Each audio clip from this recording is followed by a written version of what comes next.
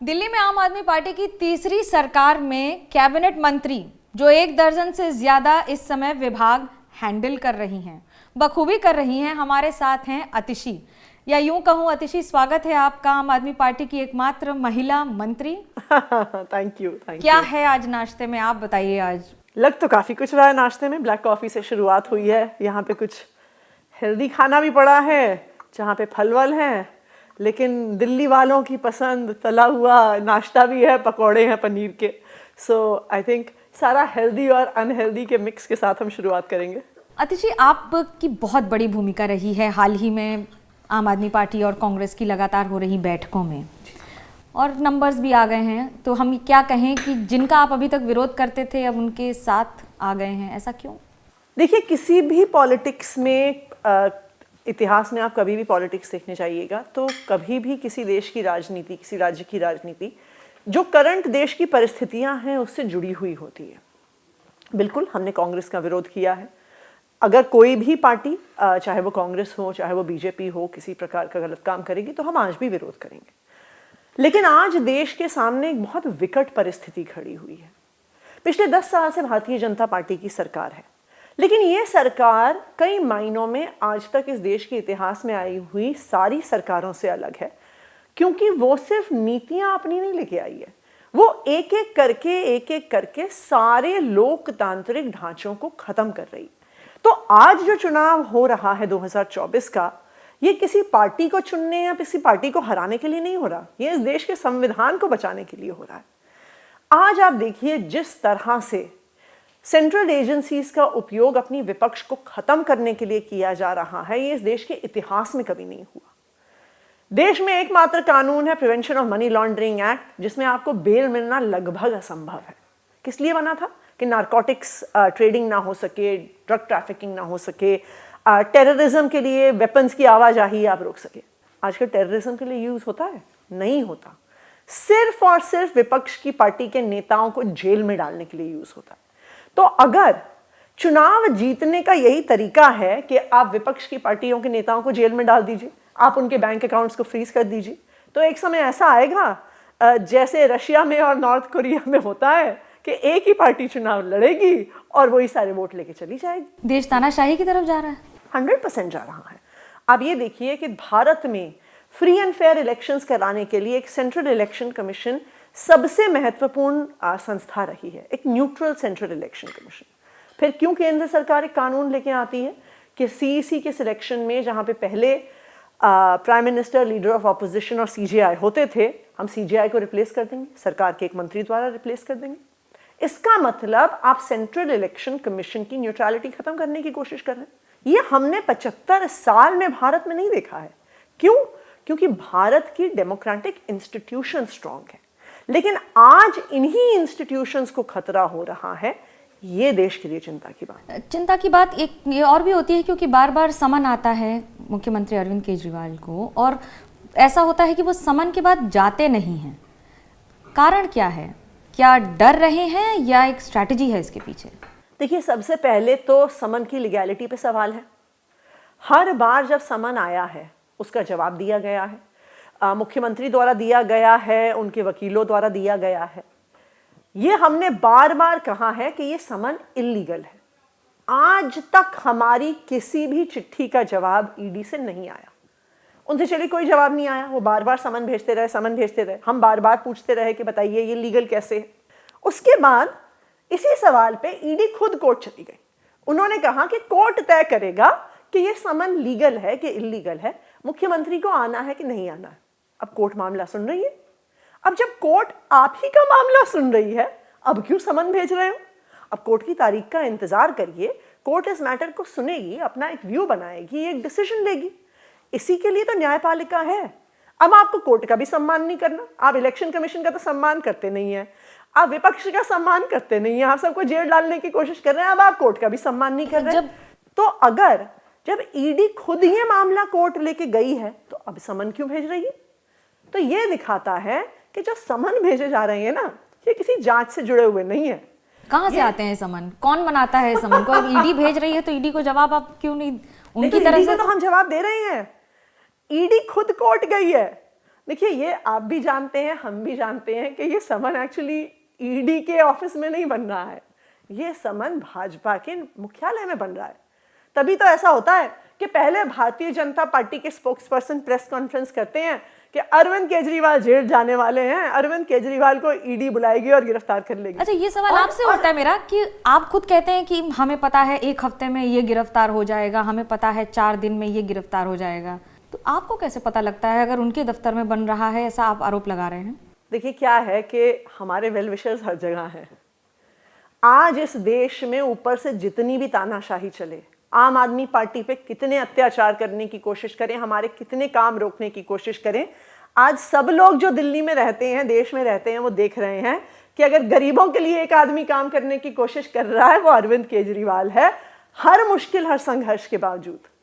तो भाजपा मुख्यालय में काम करने वाले भी तो दिल्ली के वोटर हैं, ईडी के ऑफिस में काम करने वाले भी तो दिल्ली के वोटर हैं, उनको भी तो फ्री बिजली मिलती है, उनके बच्चे भी तो सरकारी स्कूल में पढ़ते हैं, उनको भी तो मोहल्ला क्लिनिक में फ्री दवाई मिल रही है। मोहल्ला क्लिनिक में तो बहुत सारे सवाल उठे थे कि ठीक नहीं हो रहा है काम, काफी सारे इसके खिलाफ बोला जाता था कि कहीं डॉक्टर नहीं है, कहीं सफाई नहीं है। कैसे देखते हैं आप इन सब आरोपों को बार बार अपने ऊपर? आप कहाँ पे रहती हैं? मैं नोएडा रहती हूँ। आप कभी बस नोएडा का बॉर्डर पार करके मयूर विहार में आई है, न्यू अशोक नगर में आई है, मैं लेके चलूंगी आपको एक मोहल्ला क्लिनिक पे। जिन डॉक्टर्स के पास हम जनरल फिजिशियंस के पास जाते हैं, उससे शानदार क्लिनिक है मोहल्ला clinics, air conditioned, well maintained, computer पे सारे रिकॉर्ड्स, एमबीबीएस डॉक्टर वहां पे बैठता है, दवाई का एक पैसा नहीं लगता, कंसल्टेशन का एक पैसा नहीं लगता, टेस्ट का एक पैसा नहीं लगता।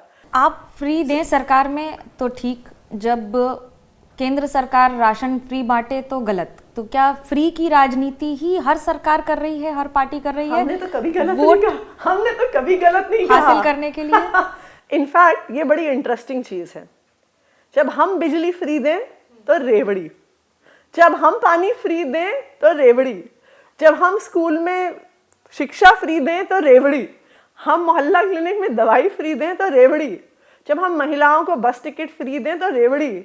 भारतीय जनता पार्टी अब अपने राज्यों में बिजली फ्री देने लगे तो वाह क्या मास्टर स्ट्रोक है। भारतीय जनता पार्टी अब हमें देखकर अपने राज्यों में बस यात्रा फ्री देने लगे तो वाह क्या मास्टर स्ट्रोक है। देखिए, हर सरकार का काम होता है पब्लिक की सेवा करना, हम कोई अपनी जेब से नहीं दे रहे हैं। जो जनता टैक्स देती है, हम कॉफी पी रहे हैं, हम नमकीन खा रहे हैं, हम पोहा खा रहे हैं, इस मूंगफली पर भी टैक्स लगता है।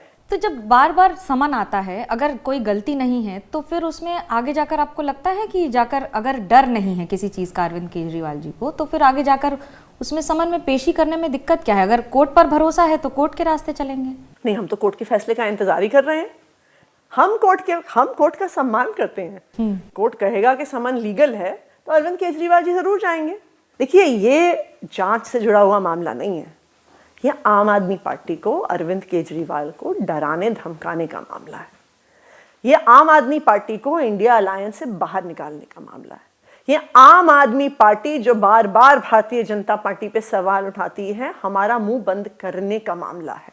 बीजेपी कहती है कि आम आदमी पार्टी डर गई है, इसलिए अरविंद केजरीवाल समन का जवाब देने के लिए सामने नहीं आते हैं या सवालों का जवाब देने के लिए नहीं आते हैं।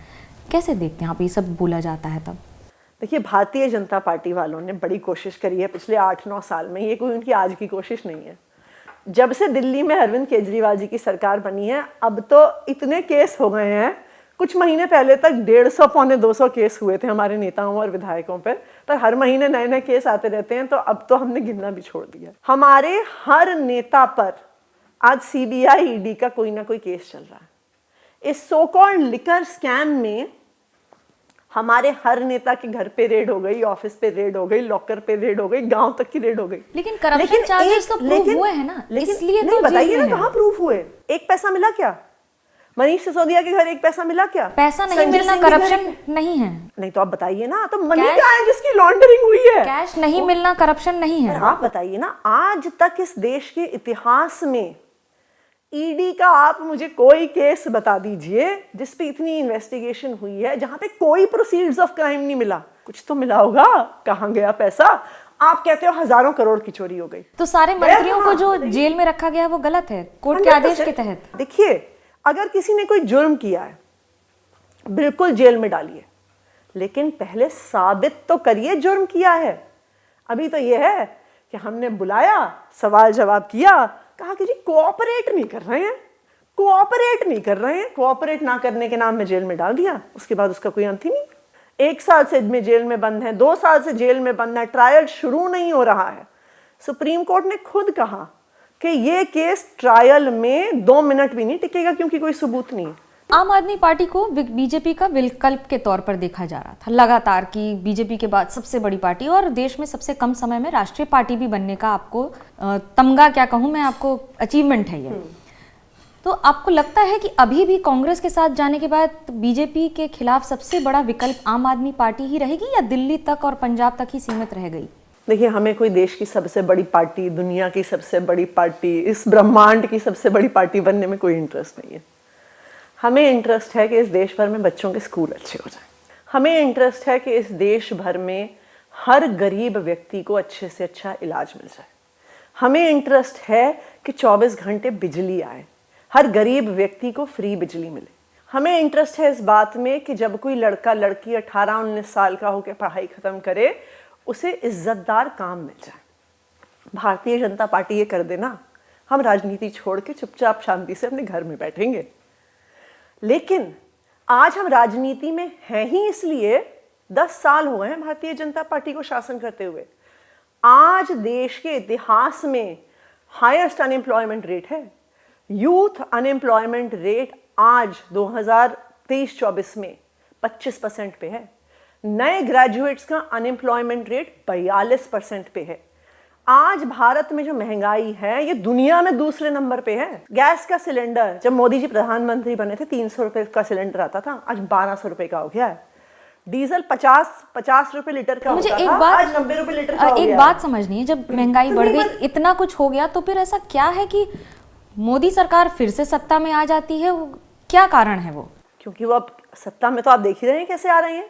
अपने सारे विपक्ष को देखिए, एक जमाना ऐसा नहीं था। तो फिर दिल्ली में सुनिए एक आपकी सेकंड। सरकार आए तो ठीक, सुनिए एक सेकंड, और इस बात को केंद्र सुनिए। में बीजेपी की सरकार आए तो गलत। ये नहीं, ऐसी कैसे कोई बात एक्सप्लेन नहीं है?